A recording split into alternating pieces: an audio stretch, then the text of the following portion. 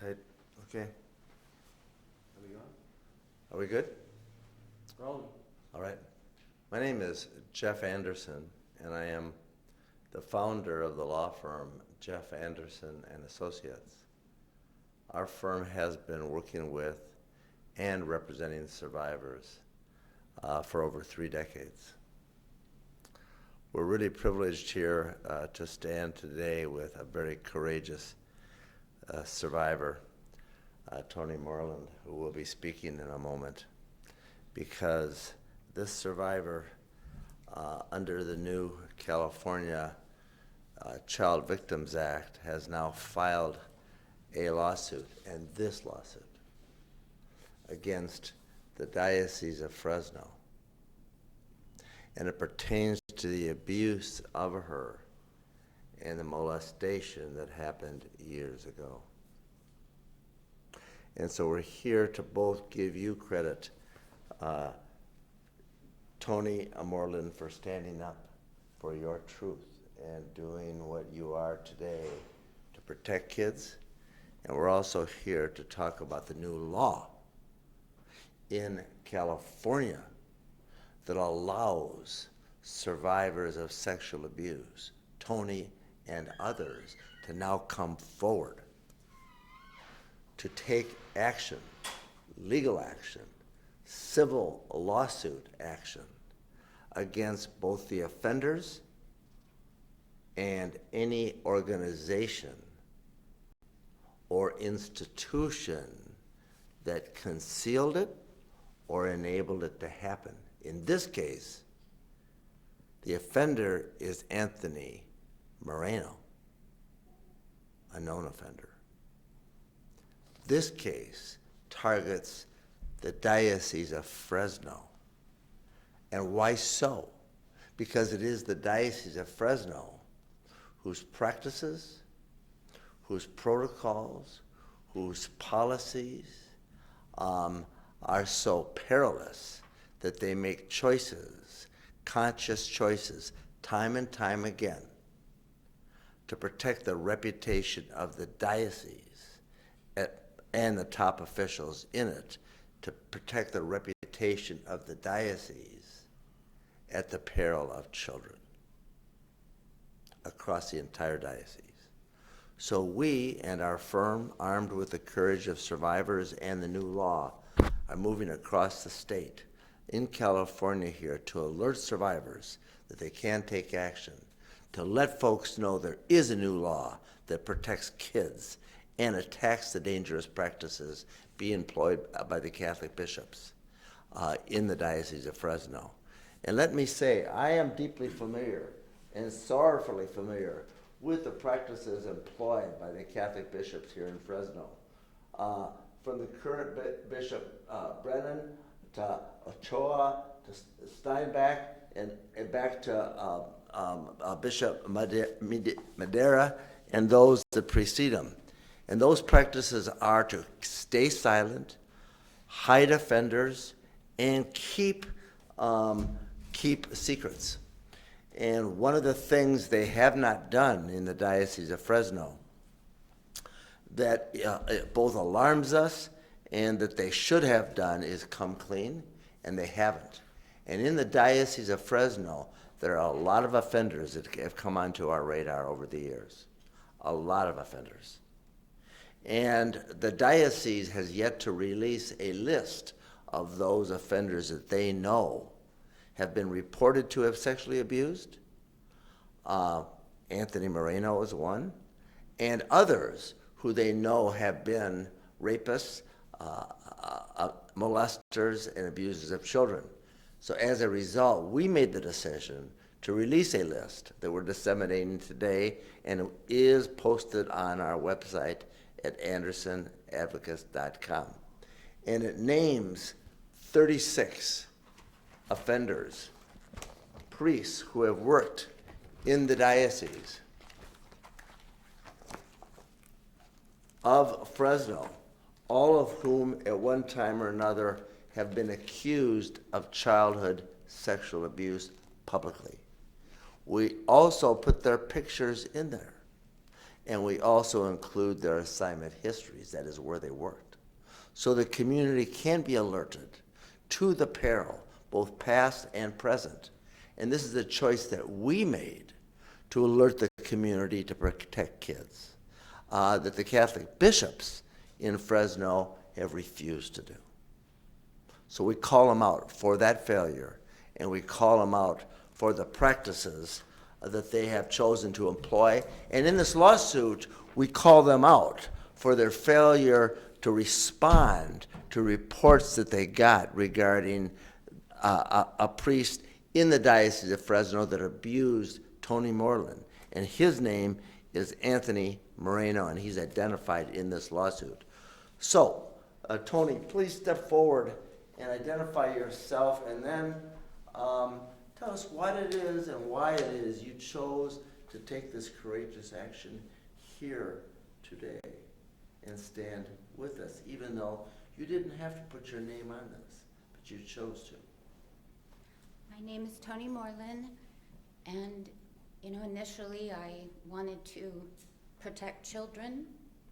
I never imagined doing anything like this, but now I hope to encourage other victims to come out. They don't have to be public, but if I can do it, I hope that they know that they could do it too. And secondly, I think that the church needs to be punished. I think that was the most troubling of all things, was to realize that they just moved Anthony to another parish. I thought that was just what happened to me. But when I learned that this is what the Catholic Church does, I think it needs to be stopped. I think they need to stop victimizing innocent children. They just move these perpetrators so they can victimize more children. They are not protecting the kids. They're protecting the guilty, and it needs to stop. So Toni, please, when you say that when they didn't take any action, they covered up Yes. Moreno. Yes. And so how did that make you feel? Did that feel as bad or worse, or how did it make you feel, even though you know he had violated you and it had been reported to them?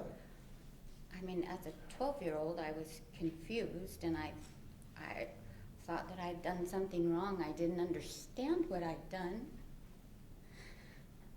For years, you're a bad person somewhere inside of you, and I always tried to be good. I never understood what it was.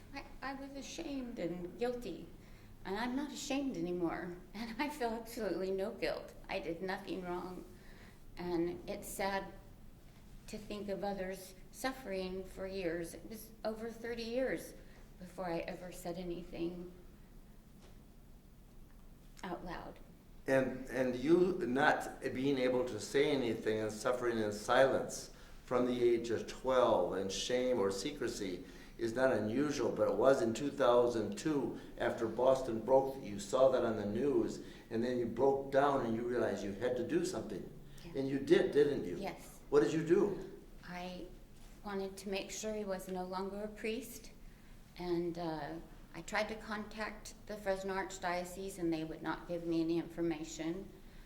I contacted the church in Bakersfield that he was at and asked. That was St. Philip's in Bakersfield? Yes, St. Philip's, and asked if they could give me I couldn't remember his name, and they said that they didn't have records from 1979 of who the priests were there. And finally, my mother attended another Catholic church, and the priest at her church told me that Anthony was no longer a priest. But we did learn after they moved him when I was a kid that he was moved somewhere north of Bakersfield, and that he abused another person, a 15-year-old girl, and got her pregnant, and we were told that he's married to her now. So you know of and have learned of at least one or two other kids who he violated. Yes. And abused. And you also know that at some point in time your father actually reported. Yes. To the Diocese of Fresno. Yes. Tell us about that and what was done, if anything, by the diocese when your father reported? Absolutely nothing. My dad went within days of what happened to me, and absolutely nothing was done. I remember how odd it was being back at church and deciding that I must have been the one that did something wrong because Anthony was still there. And he was there for probably, might have been a year and a half more, but we learned of, my parents never told their friends what happened, and one of their friend's daughters was molested by him, and that's when they decided to move him. And they also found out he was having intercourse with one of the high school kids.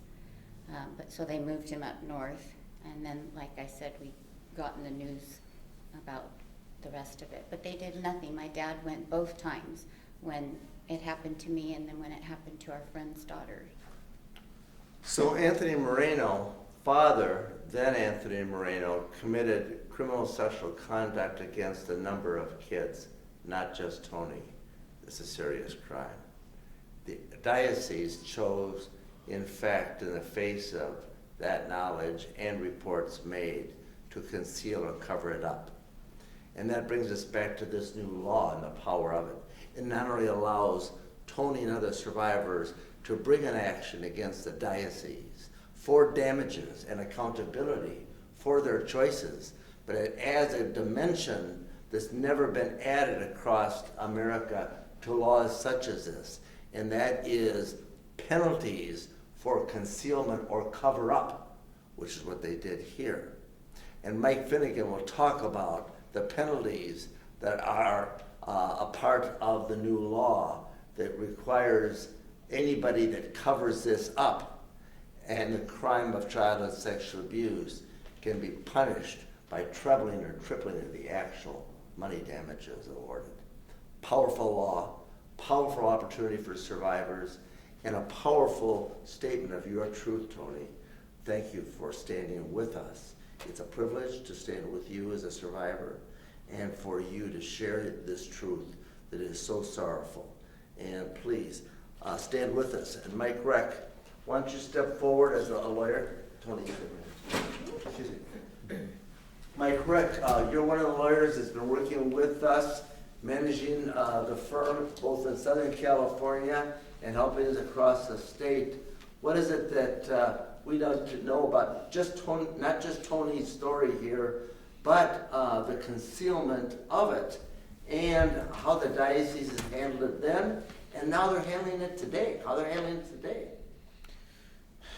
Thank you, Jeff. And Toni, thank you for bringing this case. Thank you for putting your name on it and letting those survivors know they are not alone and they did nothing wrong. The children of the Diocese of Fresno deserved better.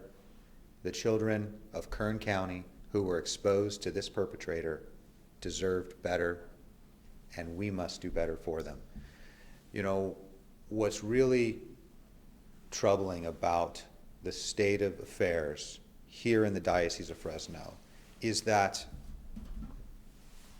they made us put out the Anderson list. And the Anderson list contains not 36, but actually 43 publicly known offenders from this diocese. Father Moreno does not appear in the Anderson list because the diocese has kept his identity and his status as a child sex offender secret. They've made statements and they've made pledges of transparency and of safety, and they have not followed through yet.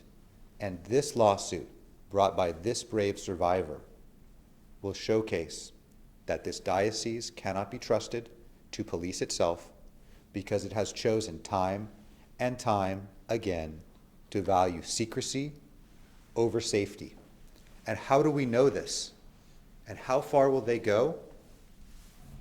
Well, they will go to the extent of hiring a claims administrator to reach out privately to survivors of abuse without contacting lawyers, without telling them about this new law that we call the California Child Victims Act. this diocese sent a letter trying to quietly pay money to Toni Moreland and take away her rights for transparency and accountability. How many others have they sent letters to? How many other perpetrators does this diocese know of without making their history, their whereabouts, and their danger known to the public? This lawsuit is something that is groundbreaking, that Toni didn't have to do, but she did it so that other kids can be safer and so that we can finally know what they knew and when they knew it.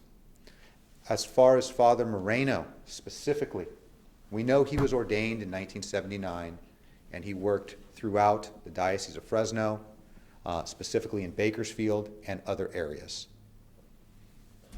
Mike Reck, you held up that letter.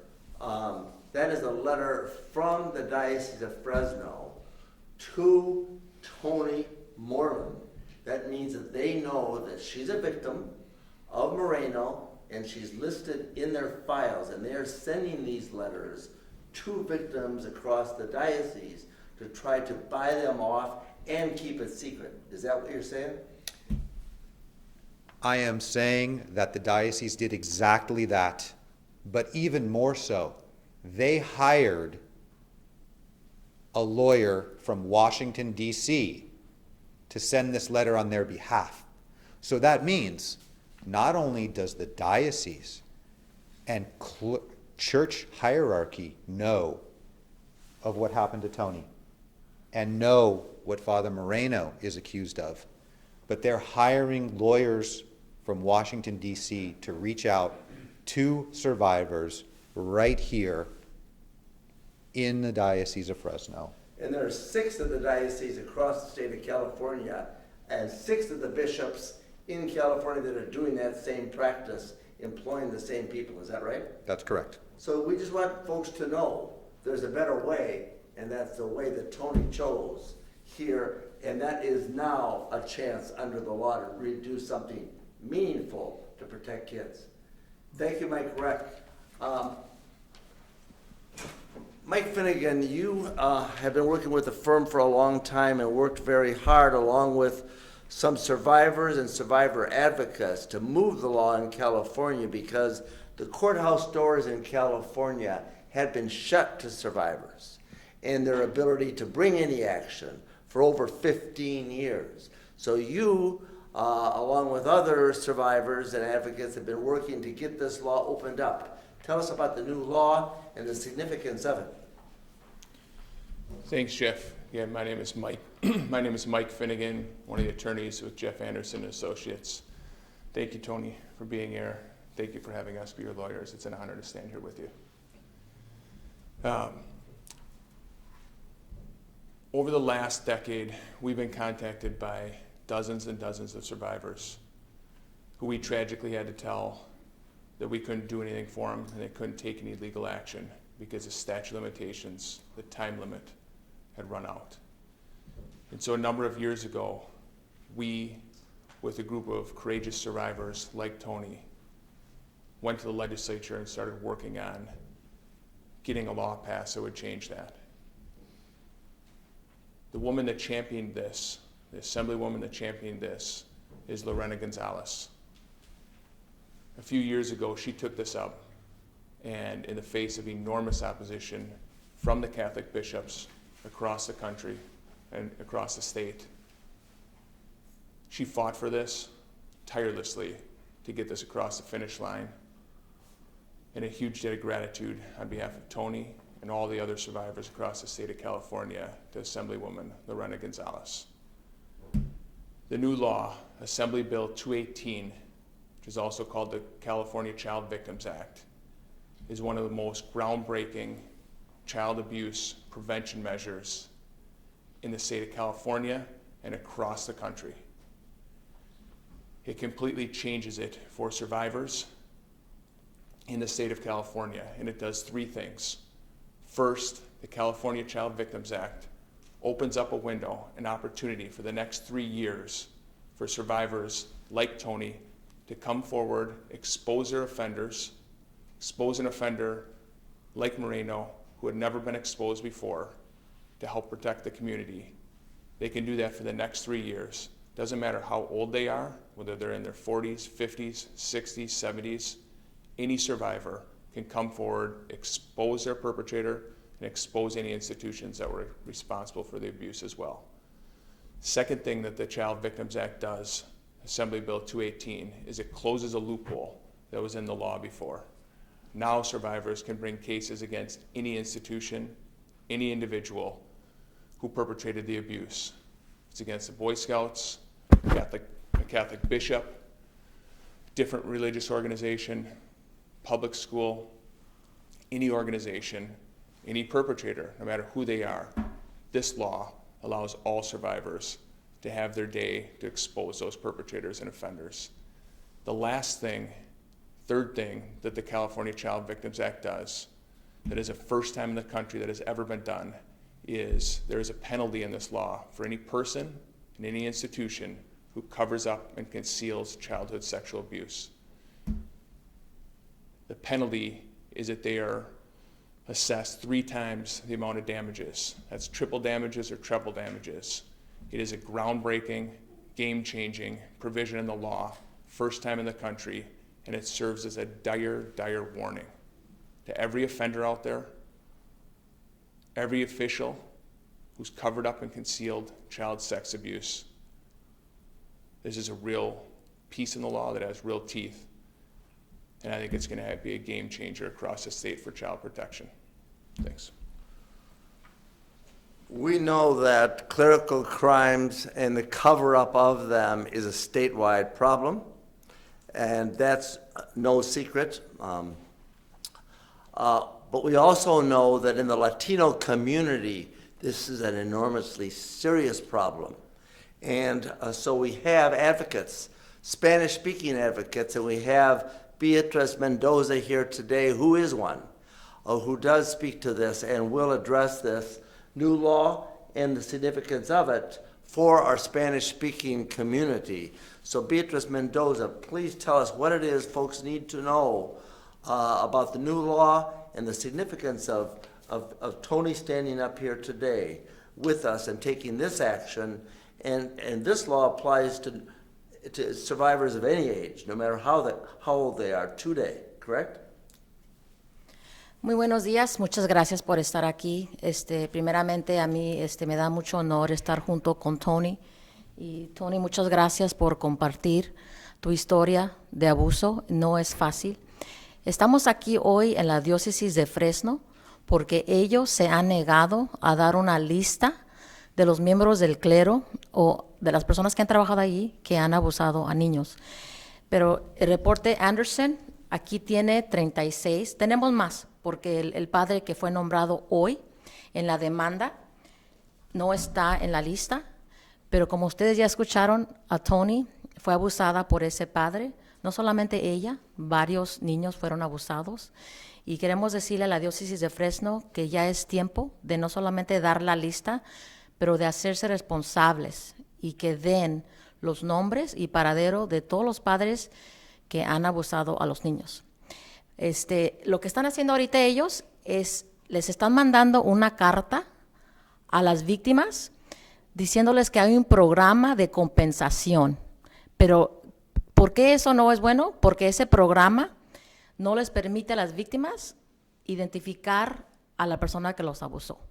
Entonces, por eso Toni decidió meter una demanda bajo la nueva ley AB 218, que fue primero presentada a la legislatura por la asambleísta Lorena González. Gracias a ella, sus esfuerzos, y también al Senado, que aprobó la ley, también al gobernador, pasó la ley, y esta ley va a proteger a los niños. Y esta ley lo que hace es de que durante 3 años una víctima puede presentar una demanda en contra de su abusador. Y no solamente eso, lo puede nombrar y puede también hacer responsables a las instituciones que encubrieron el crimen, porque el abuso de un niño es un crimen. También lo que hace es, no solamente se trata de la Iglesia Católica, no. Esta nueva ley le da la oportunidad a los sobrevivientes de presentar una demanda en contra de alguien que los abusó, nombrarlos y también nombrar la institución, sea los Boy Scouts, sea la escuela pública, privada. Cualquier persona que les haya hecho daño pueden nombrarlos y nombrar a las instituciones. Entonces ya es tiempo de hacer responsables a esas instituciones. Y también lo que permite la ley es de que por primera vez puede una víctima pedir compensación monetaria 3 veces más de lo que le hubieran dado por el encubrimiento del crimen. Entonces esperamos que esta nueva ley no solamente va a proteger a los niños, pero le decimos a todos ustedes que están encubriendo un crimen que ya está esta nueva ley que va a proteger a las víctimas. Entonces les pedimos que corran la voz, AB 218, la nueva ley para proteger a las víctimas de abuso sexual infantil, que tienen 3 años, comenzó el 1 de enero hasta el 31 de diciembre de 2023. Por favor, corran la voz, estamos aquí, no están solos, esta nueva ley, esperemos que le dé voz y para que esto sea prevenido. Muchas gracias. Muchas gracias. Like Reck, Toni set up the microphone, and if there's any questions, go ahead and take them. Thank you very much.